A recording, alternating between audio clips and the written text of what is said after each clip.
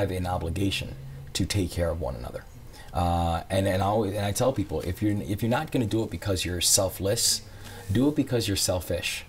Because it means we're going to live in a better community if we all have a stake in how everybody in our community does.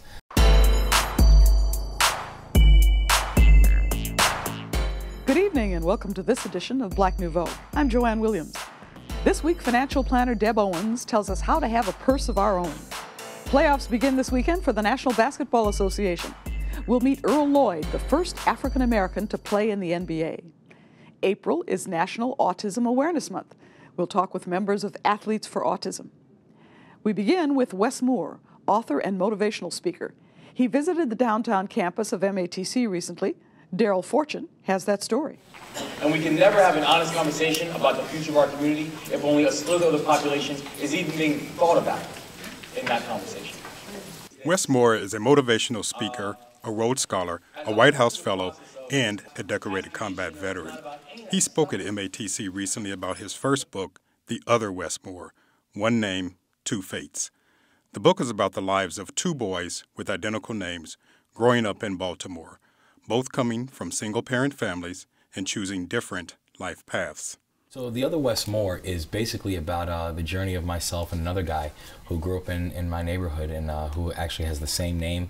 We have a lot of other similarities besides that, but he's currently spending the rest of his life in prison for the murder of a police officer. And really what I tried to do in the story was to delve into these two stories and to try to come up with a better understanding of what ends up happening in these two lives that eventually caused this split. Now, with that split, what prompted you to contact the other Wes Moore? I mean, you didn't know him. Well, I mean, I'd heard about Wes Moore right after the crime, but I'd never met him before. And there were so many questions that I wanted to ask, and I knew he was the only one that could answer them. So one day, I just decided to write him a note, and I wasn't sure what to expect. I wasn't even sure if he'd write back. But eventually, after the note I got back from him, it only really forced more questions. And so I decided to reach out to him further, and now I've known him for close to a decade. Moore says it's important that his audiences understand that the book is about more than two kids with the same name. Well, as I try to make it very clear, this story is about much more than just these two kids. It's about much more than just one name and one neighborhood and one race and one socioeconomic group and one generation. It's about all of this. About the decisions that we make in our lives, and tantamount to that, the people who we have in our lives who help us to make those decisions. I really want to talk to them about this idea of choices, and as we're going through our own individual lives, how sometimes the smallest decisions can make the biggest impacts in all of our lives. And also, as we're thinking about that, you know, to understand that that line is very thin between our life and someone else's life. And sometimes the more we appreciate that, and the more we understand that and embrace that, the richer we not only make our own lives, but our entire community. One of the things I really tried to understand, even with the process of this book, was, you know, and people sometimes even say that, like, so what's the one thing? What's the thing that we can help give a kid, or help give a kid, you know, go one way or another way? And the thing I really pulled away from it is there is no one thing. You know, raising kids is amazingly complicated. And when you happen to be raising kids in some of the most precarious communities of our country, it's that much more complicated. I do know there are a lot of things that do fundamentally matter, things like support and mentorship and family and education, etc. But I know another big thing that matters are expectations. The expectations that we place on ourselves and the expectations that we place on other people generally end up coming to fruition. So it's important that we actually think about that dynamic in its truest form. Moore served as a paratrooper and captain in the Army and did combat duty in Afghanistan. He also committed to helping military veterans and their families. One of the things that we spend a lot of time on right now is looking at the situation for veterans. And, you know, a lot of people know the statistics that's happening with veterans and the challenges that veterans are facing. The fact that we lost more veterans last year to suicide, more active duty soldiers to suicide than we did to combat. You know, the fact that on average we're losing 22 veterans a day to suicide inside this country. You know, this is a reality that our veterans community is facing and wrestling with every single day. And I think part of the challenge is that for so many people who fight overseas, when they come back home, they realize that the things that they thought would be there are not. The fact that we have a close to 9.8% unemployment rate amongst the veterans community, which is almost 2 full percentage points higher than the national average. The fact that we have so many veterans who will enter school and not finish. This creates a real certain level of disillusionment, and that I think really helps to hinder the transition process as they're coming back home. So I think, this country has a moral obligation, for the 2.6 million people that have had to go overseas and fight in Iraq or Afghanistan, and that's just Iraq and Afghanistan. We've got a moral obligation to make sure that as they come back home, that they're not just getting all the supports they need while they're fighting, but then they can get the same kind of supports, them and their families, when they come back home. The similarities between Wes's fight for veterans and stories he outlines in his book are the constant battles for support and the isolation people can face in their neighborhoods.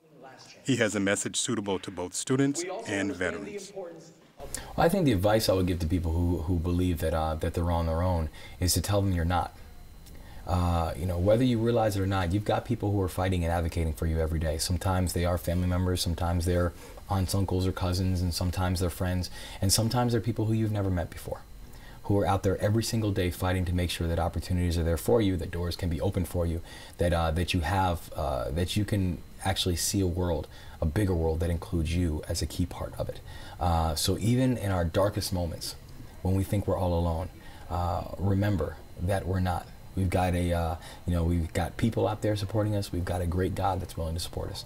As long as we remember that, and remember that this walk is not being made as a solo journey, it makes the path a bit easier. Most of us are carrying what I call the counterfeit purse. Now, what's the counterfeit purse? No, I'm not talking knockoffs or designer knockoffs. That's not what I'm talking about. You don't have to hide your bags or anything. What I'm talking about, the counterfeit purse, is the purse that looks good, and the woman that looks good, that drives a nice car, that wears the nice clothes, and yet she has nothing of real value in it. Deborah Owens, financial services expert and author with over 20 years of financial experience, many of those with Fidelity Investment as a vice president and regional manager. With her book, A Purse of Your Own, she shares her knowledge with what she says is her mother's story.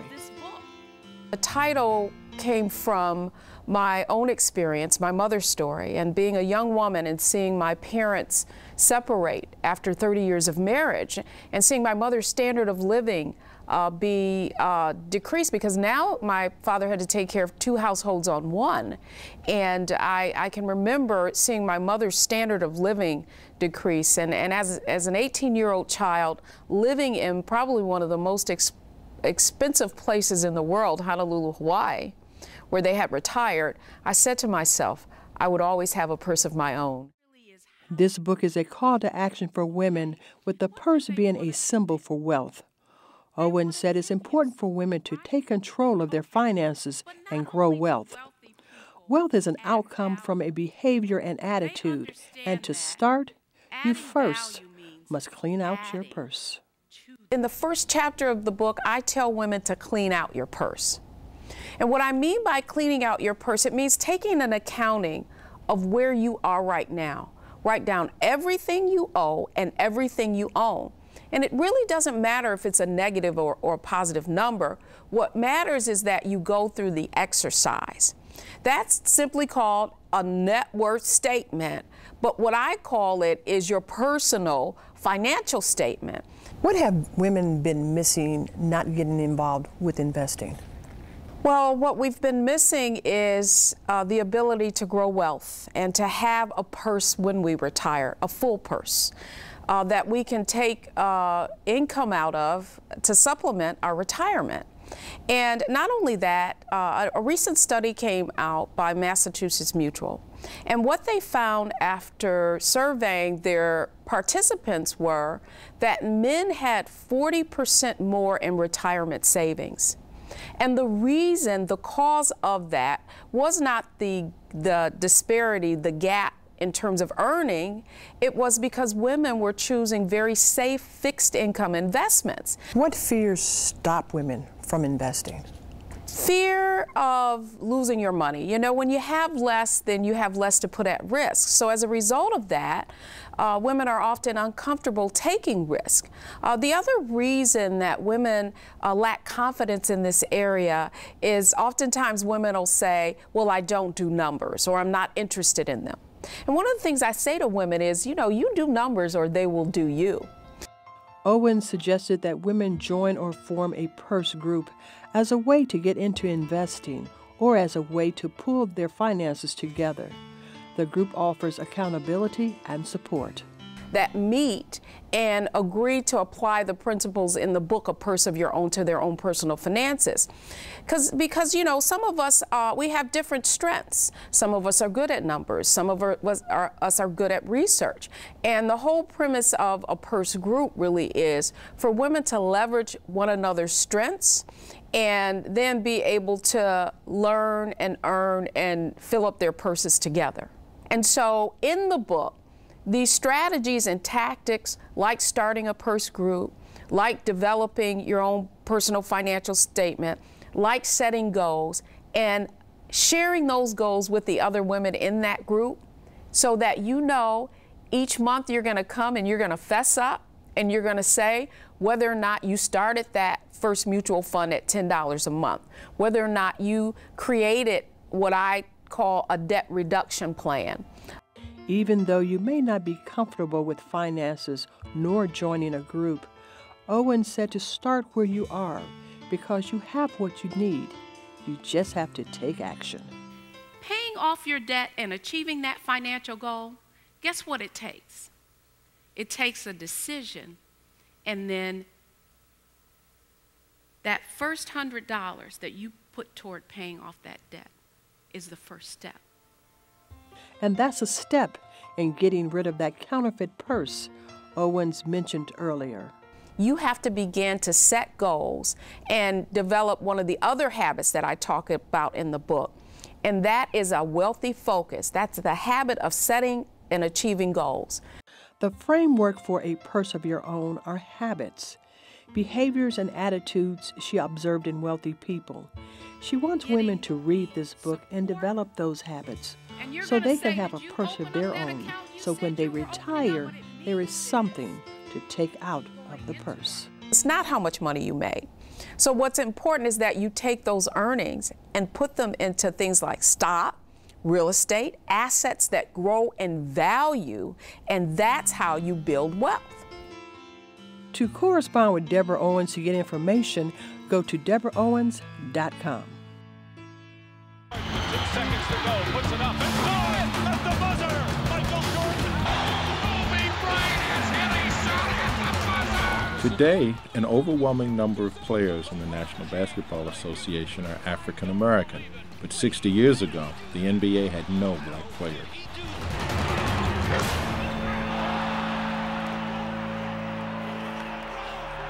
That changed in 1950 when a number of players were drafted. Earl Lloyd was the first to actually play in an NBA game for the Washington Capitals. And then you realize, man, the common denominator is about to happen. And the great common denominator is when you scrimmage and they throw the ball up, we are all equal. Lloyd was born in Alexandria, Virginia in 1928. He played college ball at West Virginia State and was drafted in the 9th round by the Capitals. He played in over 650 games in 9 seasons with the Capitals, Syracuse Nationals, and Detroit Pistons.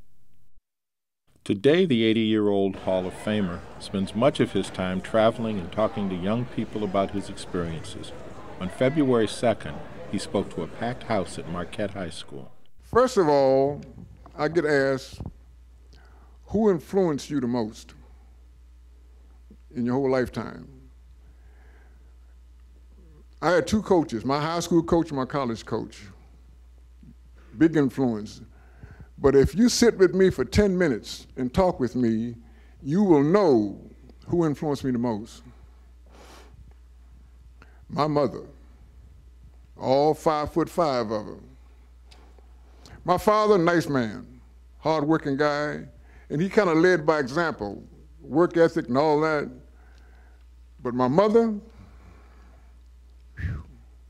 tough cookie. My first game as a Washington Capital, now understand, now this is 1950, and the N-word was alive and very, very well.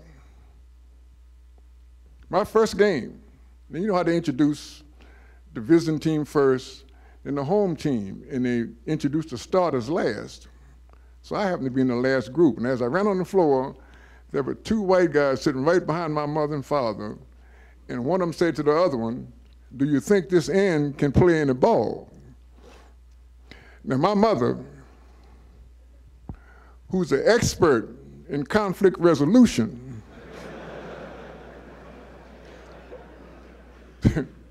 she turned around and looked this dude dead in his eyes and said, "Trust me, the boy can play."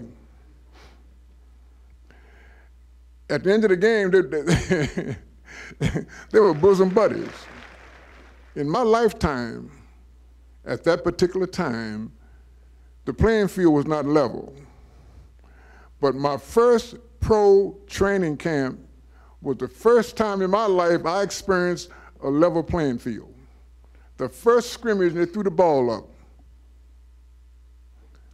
Because the ball don't know what kind of hands it's in. And I said to myself, now you've been told all your life and treated all your life inferiorly. If you have a statement to make,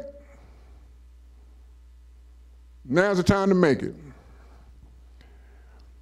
I made some statements, and I had to apologize to some of my teammates. And I explained to them, look, man, don't take this personal. I said, for all the trials and tribulations I experienced, somebody's got to pay. And you are unfortunate, man, because you are convenient to me every day. He was asked about the toughest opponents he faced. Bill Russell was never a welcoming sight. We had a player watcher. We had a guy, when we went to Boston, we had one guy watching the Celtics run on the floor, hoping he was hurt. So I have to say Bill Russell. But the toughest guy that I had to guard one-on-one was Elgin Baylor. Although he had to overcome racial barriers, Lloyd says he doesn't consider himself a pioneer like Jackie Robinson. Jackie Robinson was an island, man. He's out there all by himself, man. His own teammates didn't want to play with him. In fact, if you can remember back, Dixie Walker was hitting .343 for the Dodgers, the leading hitter in the National League. He said, I'm not going to play with him. So Brant Fricker said, you're right, because you're going to Pittsburgh. But it's, you know, and fans vilified him, man, and the opponents try to hurt him. And here's a guy that obviously has fire in his belly, but he's told he can't fight back. See, nobody told me, man. I mean, if some guy try to hurt me, you know, if it's a choice of him hurting me or me hurting him, he's got to go. But he was one of my idols, man. He knows the game has changed and has mixed emotions about today's players. Most of the guys who reach this level, they've probably been spoiled right from middle school. So, but I tell you what, they got some real talented people, man. And I mean, they're big people, man, they're agile, and it's a pleasure to watch. I mean, some guys get a little uptight about their fundamentals and all that. I said, man, you can say what you want to say, man. You look at a kid like Tracy McGrady, who's 6'9", and not just him. I mean, LeBron James, because LeBron is a phenom. But they got some people out there, man, can truly play. Kobe Bryant can play. And it's a bunch of them. Michael Redd can play. So it's, only thing I ask a guy, I said, man, look, you know, just every watch, when that group leaves, make sure you leave it a better place for the folks coming behind you, man. Autism is a brain disorder that affects how information is processed. Parents usually notice its symptoms in their children by age 2. Joining us are Ronnie Thompson, founder of Athletes for Autism, and Yamina McIntosh, mother of a 10-year-old boy with autism. Welcome, both of you. Thank you. Mm-hmm. Yamina, let me ask you, was it around 2 years old that you noticed your son was doing something different? It was actually around 1 year old that I noticed something was different with him. No eye contact. He wasn't responding to his name. He was doing a lot of kind of running and different things like that. So I knew that something was different. What did you think it was at that time? I really didn't know. I thought maybe he might have been delayed. I thought that maybe he was just easily agitated or overstimulated and he became frustrated. But I had no idea about autism at that time. What did you know about autism? I didn't know anything about autism. It was something that I had heard about. But my mother's a clinical psychologist, and she was able to kind of pinpoint that in him. When was it actually diagnosed by a neurologist too?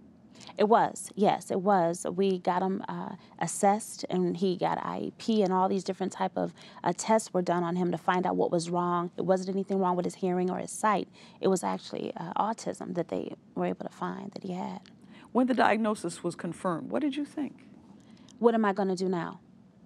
I had no idea what to do, and I had to read up a lot on autism, but I needed to find a way that he and I could communicate, and also a way that I could help him to develop. Because now I knew he had special needs, but I needed to know how to hone in on his gifts and those things that he had. Ronnie, you started Athletes for Autism for, as I understand, a couple of reasons. What were they? One, my daughter was killed about 3 years ago, and I never did anything to give back, and I never heard about autism, and I was fascinated with something like this that was out there that we're not aware of. Do you have any family members who are autistic? No, not at all. So you had to learn too? Yes, I had to learn everything, and I'm still learning. Mm-hmm. What was the first thing you learned about autism?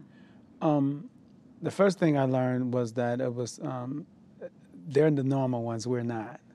And I say that because I've been to a few places where I saw the kids were easy to work with and the parents were the difficult ones.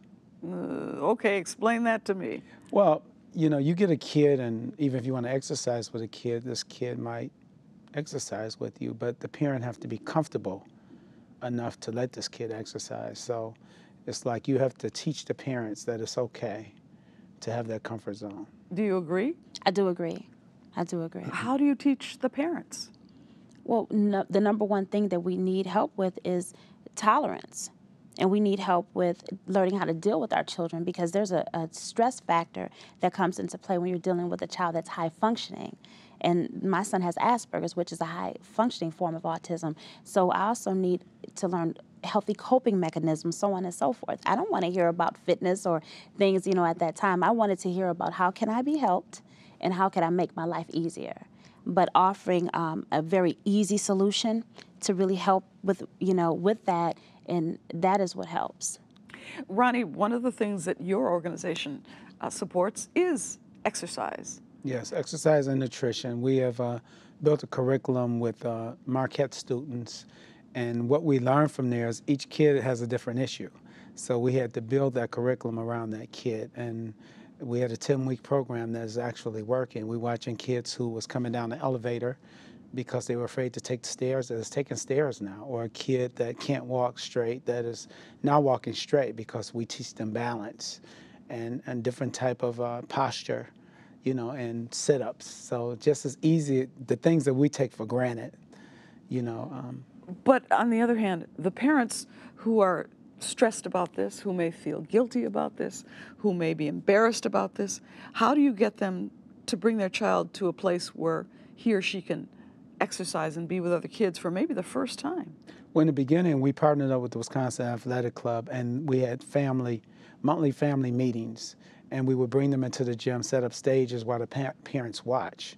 So then we went from there and built a curriculum around that after a year of doing that. So the parents that we have were very comfortable parents that had been coming to our program for about a year.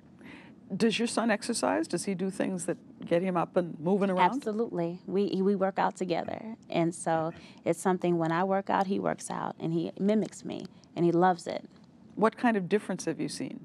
I've seen him actually be more energetic, but also he's able to concentrate more now. And so instead of going from book to television to toys and having episodes, he has less amount of episodes now. He's doing more reading. He's doing more concentration. Doing a lot more speaking. He wasn't doing a lot of that before.